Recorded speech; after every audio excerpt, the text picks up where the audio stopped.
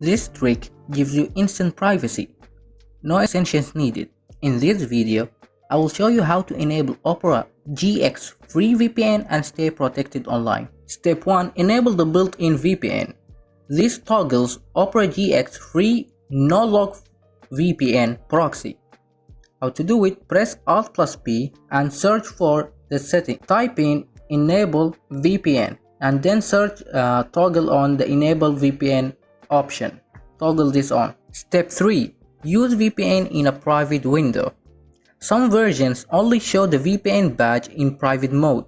How to do it? Open a new private window with Ctrl plus Shift plus N.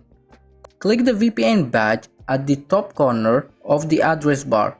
Top left corner of the address bar. You can disable or enable it using this button, and you can choose your preferred location from these, either Americas, Asia or Europe.